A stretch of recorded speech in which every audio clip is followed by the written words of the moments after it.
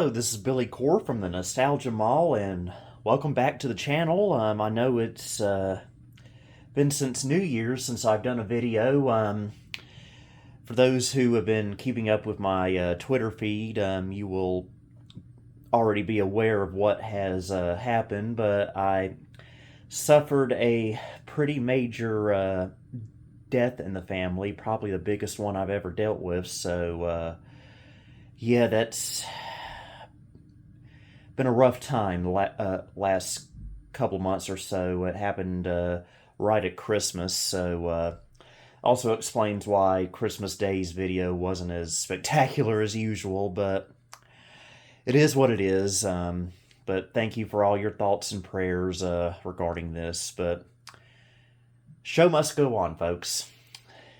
And we will go on by introducing you to this probably the most recent vintage computer I've gotten. This was the first vintage computer get of 2023. This is the Toshiba Satellite Pro 430 CDT, and if that sounds familiar, well, it should, because I have had 3 of these over the years. This is my 3rd one. The first one I had, I bought at a Goodwill back in 2010, back when you could still get vintage computer stuff there. And, well, let's just say it had a few problems. So a few years later, in 2013, I got another Toshiba Satellite Pro 430 CDT. It worked perfectly, but I'm so upset at myself for this, but I was so picky at the time about screen resolution on laptops, and I didn't like the fact that it was 800 by 600 and couldn't panel stretch, so I wound up keeping it only for like a month or so and reselling it. And I hadn't had one since until I found this one for a very good price on eBay about a month ago. And according to the seller, the only thing that was wrong with it was a broken hard drive. And for the most part, that description was pretty accurate. The hard drive was dead. It did power on and attempt the power on self-test. So I took the hard drive out, stuck a 4 gig compact flash drive in there. I'm so sorry, purist. And it's been working fine. The only thing that I could not fix on here was it had a broken floppy drive. Now this is a dual spindle machine, so it has a CD-ROM and floppy drive, but you can only use one at one time. And the floppy drive can be plugged into an external port, but either way, all it would do is as soon as you put a disc in, it would make a grinding noise, and that was about it. So I am after a floppy drive for this system, but the CD-ROM does work, so that's good enough. I was still able to take the compact flash card out, put it in another computer, probably one of my Packard Bells if I remember, and copy the Windows setup files over, and I was able to get Windows installed on here with no problem, along with the drivers, so we still managed to get a fully functioning system out of this. So, yeah, 3rd try's a charm with these. And it's in pretty good shape. It does have a tiny little crack right there, but I don't really care about that. Alright, on the front we have a speaker with a actual volume knob and a headphone jack. And turning over here, we have the battery release mechanism and the aforementioned CD-ROM drive. On the back, we have an infrared port, VGA out, parallel printer, a docking station connector, power input. This has a built-in power supply, so all you need is just one of these little plugs right here that you could find on probably a boom box. Got a fan, PS2 mouse and keyboard, and over here we have a serial port. We have that external connector for the floppy drive, And we have two PCMCI ports. One of them I currently have a Ethernet card installed in. And we've got a line input and a microphone input. And, of course, our power button. Forgot to mention the specs of this. It has a 120 megahertz Intel Pentium. I forget how much RAM it has. I think it originally had 16 megs, but I think it's been upgraded to an amount that I cannot remember at the moment. And one of the nice things about this laptop, we'll go ahead and open it there, is it has a really nice display on it, despite what I thought back in 2013. This is a 800 by 600 active matrix display. That means no ghosting, no lines or anything. This is just a good old-fashioned active matrix display with good picture quality. Oh yeah, notice another cosmetic defect right there. Yeah. And just like any other Toshiba, you got your mouse right here in the keyboard. Left click is at the top, right click is at the bottom. And I think that's a built-in microphone, if I'm not mistaken. Okay, got everything connected, so forgot where the power switch is already. It's actually been a few weeks since I've used this laptop. Of course, the battery no longer holds a charge, and the CMOS battery is dead, which I would like to replace, but they seem to be a little hard to find now. There we go.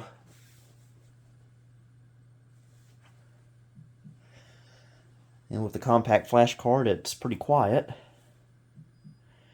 There we go. I forget what the key for the BIOS is. One thing I will say about this laptop is the power on self-test is a little bit on the slow side. I don't know why that is, but eventually it does get its head together and boot into Windows. So I will probably just pause here to save you the headache of waiting.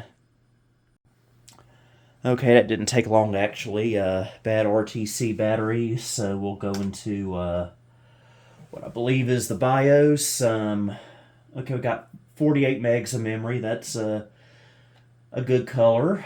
Good color, what am I? I only got 5 hours sleep last night, folks. Forgive me. That's a good amount of memory. And so we will go ahead and put it into text mode stretch there. And I think that's pretty much all we're going to need to set in here. Everything else is good to go. So we will save, reboot. Now, again, this will probably take a little while, so I will pause here so you don't have to wait. Alright, now we're booting into Windows 95. Now notice that it is actually panel stretching, unlike the last two I've had.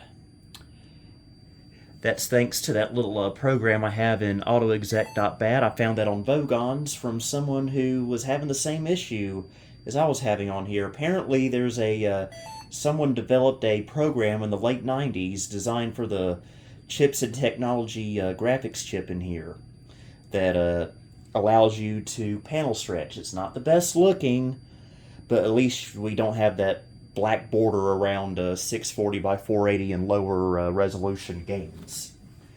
So yeah, I am very pleased with this. I wish I had known about that in 2013, or else I would have kept that laptop. Well, actually I should have kept it anyway, really.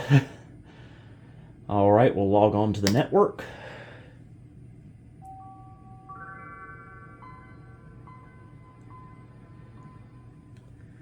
Okay, what date does it claim it is?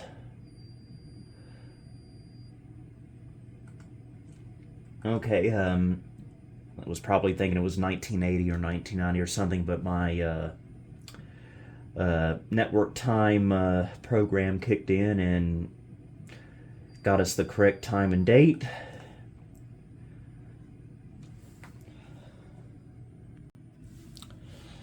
Okay, let's go into system properties. I did put in the OEM info. Toshiba Satellite Pro 430 CDT. By the way, this was manufactured in, I believe, 1996. Going to Device Manager, we have Chips and Technologies video card, as I mentioned before. There's my network card, Linksys. And we have an ESS ES688 audio drive sound card. These are typically very nice chips.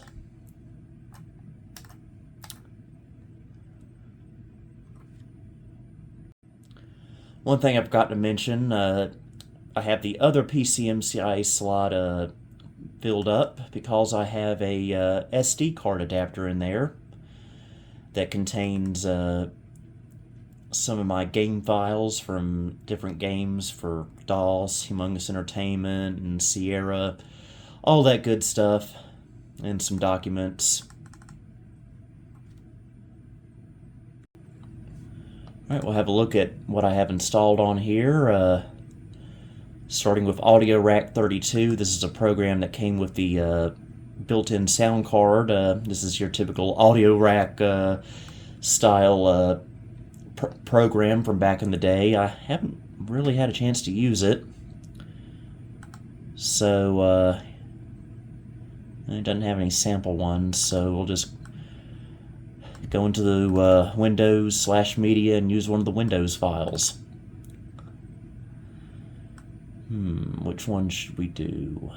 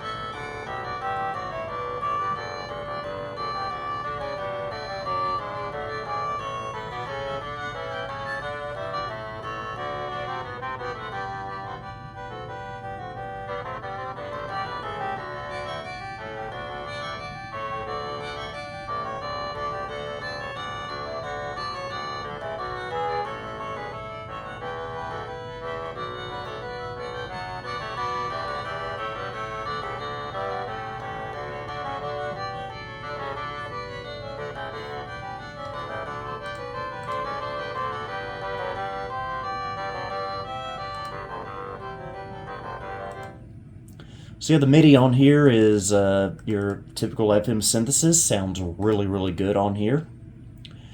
That's something Toshiba always did a good job with. They always had good MIDI on their laptops back then. Let's see, let's try a Best of Entertainment game. I haven't played Rodent's Revenge in a while. And trap that cat.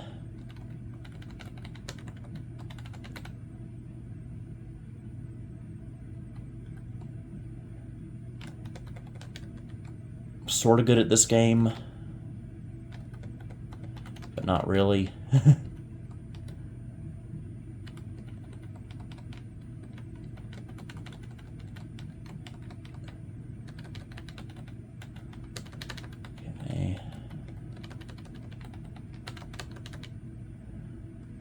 It's kind of cruel for that poor cat, actually, when you think about it, being squished like that.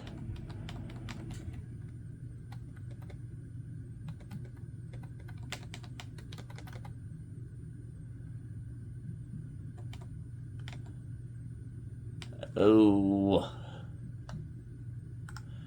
Oh, well, that's Rodent's Revenge. And I got Word 97 on here. our old friend, the Clippy. Clip the Clippy Clip. I guess we can call him.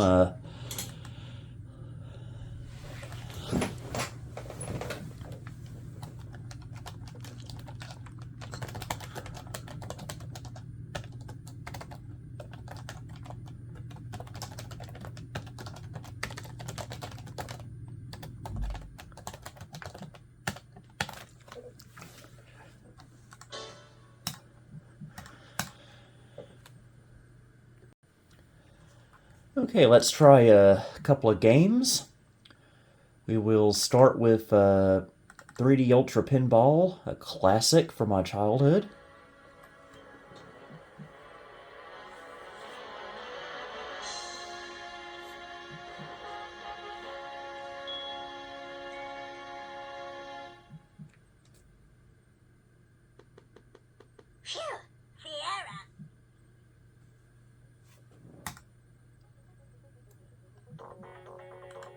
Okay, let's, we always do the colony level. Let's do the command post this time.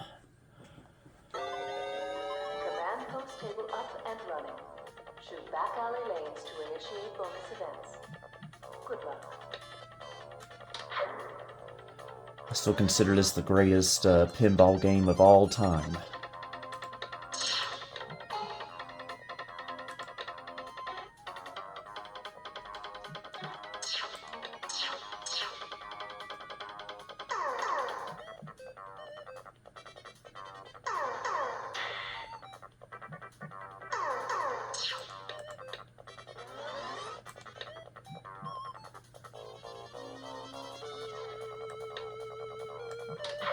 Now, I didn't say I was any good at this game.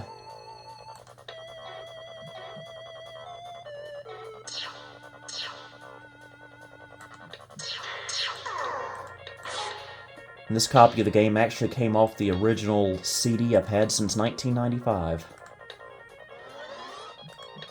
So it's been around.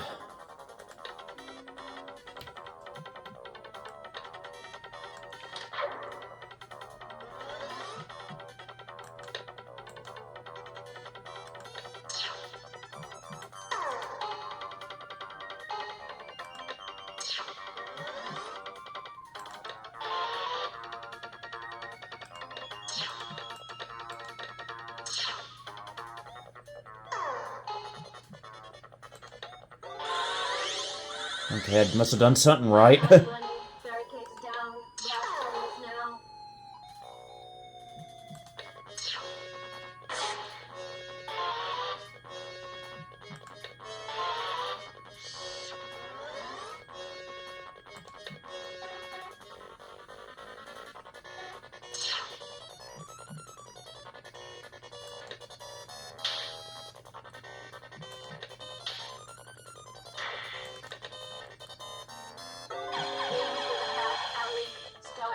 Bonus loop.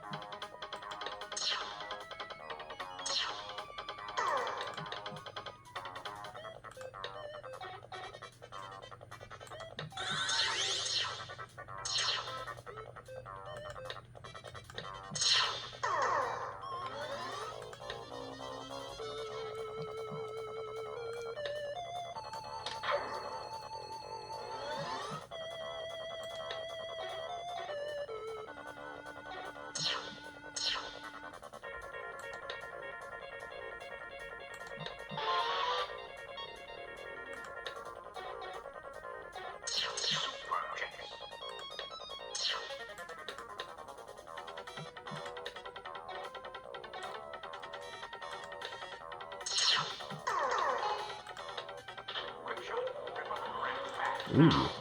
Can we get up that ramp? Guess not.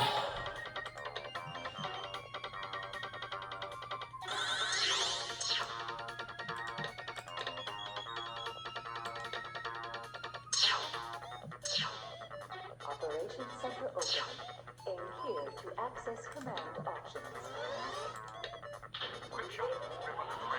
Okay. Can we get the ramp? Can we get the ramp?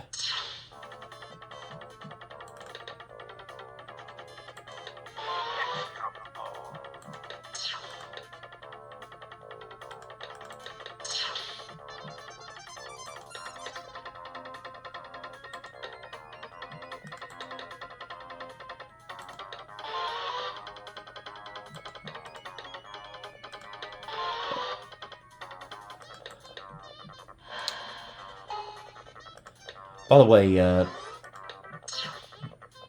pinball does not work like this way in real life. Goes without saying.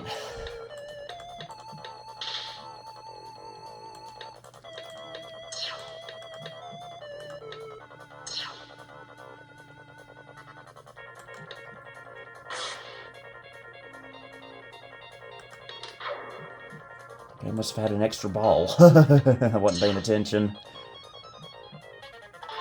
Welcome to the Operations Center. Please choose from menu options shown. Okay, we'll do the 10,000 point bonus.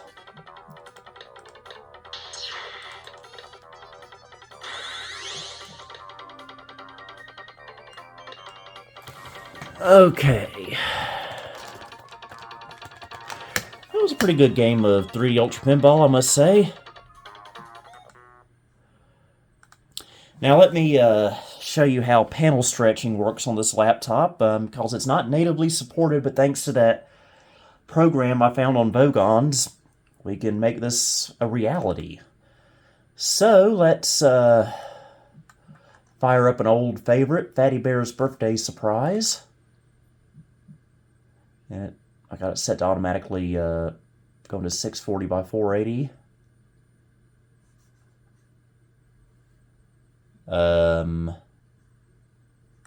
There we go. This should not be possible. There should be bars around this screen. Or I guess I should say picture framed. As you can see, it's not perfect, but it works. Good night, Kayla. Good night. Now, if only someone could come up with a solution like this for the compact LTE 5000 series. Good night, Fatty Bear. You be good. I love you, Fatty Bear.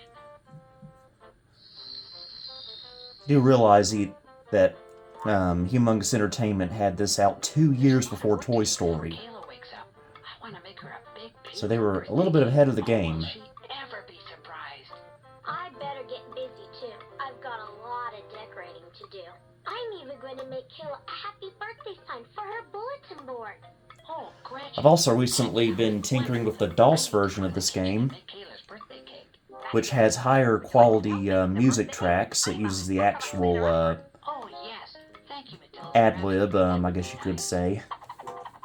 And it has a feature, I wish I could show it, but I don't have the DOS version installed right now, where you can just speed up everything like crazy in this game. Hey, what is Twinkle Toes? I like Ticklepud. You can't say that on a family channel like this.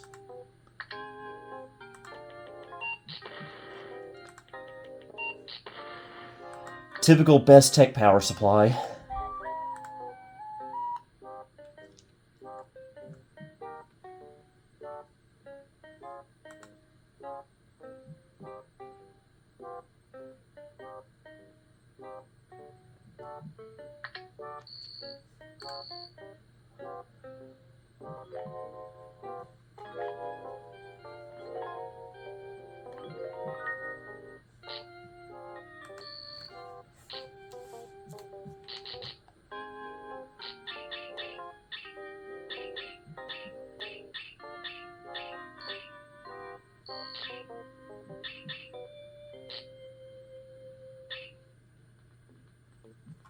I thought it was supposed to crash. Maybe it just does it on occasion.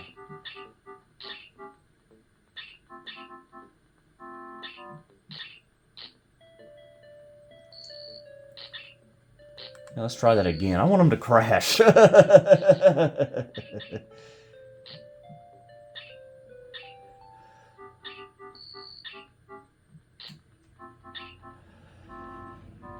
Okay, enough of that. Good evening, Toshiba. Now don't you stay up too late.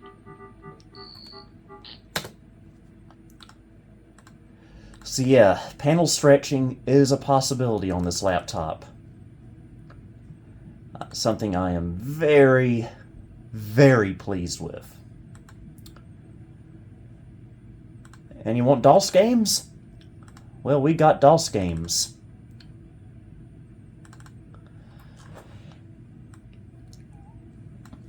And again, panel stretching works just fine in DOS. We'll give it some Jill the Jungle.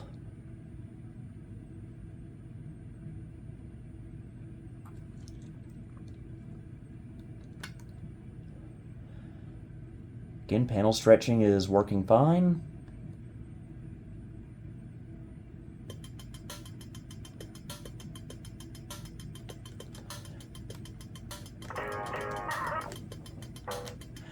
Sound effects work good. I haven't set up a real DOS mode yet, though. I've just only played these through Windows, but works good enough.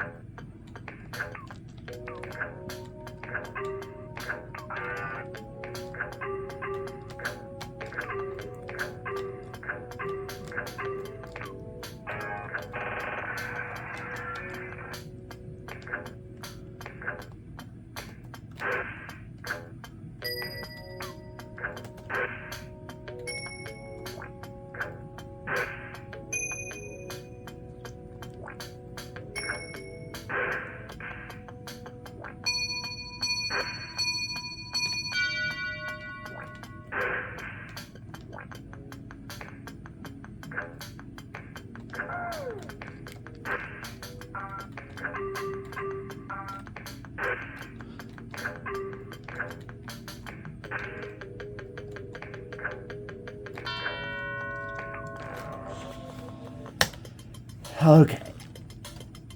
There we go. That's our Jill the Jungle. Running perfectly on the 430 CDT.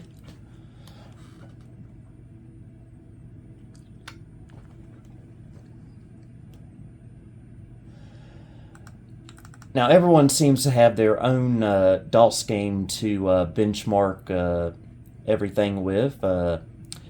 Elmol 3 has Duke Nukem 2. LGR has Duke Nukem 3D. I have Skyroad's Christmas Special. And I'll tell you why, because it is a perfect indicator of Sound Blaster, digital sound, and ad-lib both working at the same time.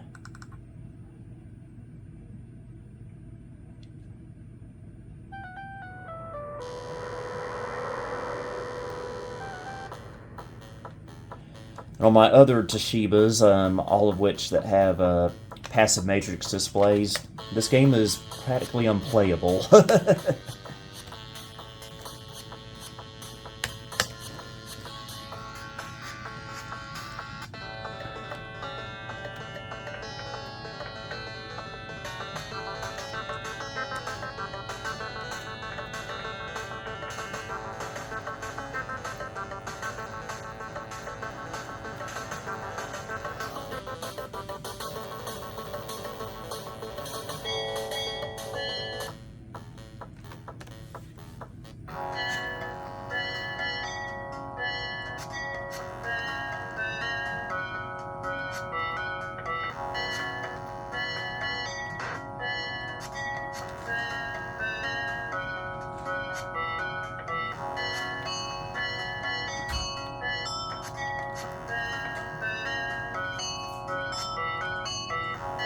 So yeah, this game is working just fine. So yeah, this is a especially with that screen resolution patch. This is a great little laptop for playing DOS games on, I must say. So what else is there to show on here? I'm wondering that myself. We got some Toshiba utilities. Here's the hardware setup. BIOS dates from February 24th of 1999, so apparently it has been upgraded at some point.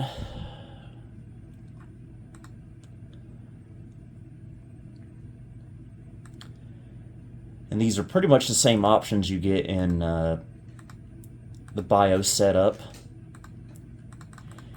And this computer is actually very much compatible with Windows for Workgroups 3.11, something that I'm actually planning on trying someday. I don't know if it'll be successful or not, because these laptops are always finicky with their PCMCIA drivers and Windows 3.1, but maybe we'll have success. But I don't have a spare CF card to try that with at the moment, so we will just stick with Windows 95 for now. And this is, I got Internet Explorer 3.0 installed on here. I believe with the old net protocol. So let's see if we can access Toshiba's website from whatever year I have it set to. Okay, this looks like it's from 1996. I'm going to get a product list. Okay, that must be broken. Comdex 96, I bet that was neat. Toshiba at Comdex 96.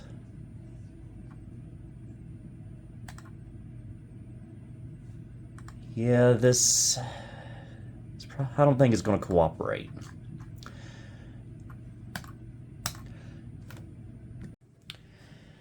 So I hope you enjoyed this video. I'm glad to finally get a third chance with one of these 430 CDTs. This one I will be keeping since it has a way to panel stretch now, which, again, that shouldn't have been an excuse to get rid of it 10 years ago. And it doesn't have a busted screen like the one I had in 2010. And so, I hope you enjoyed this video. Until next time, this is Billy Core, signing off.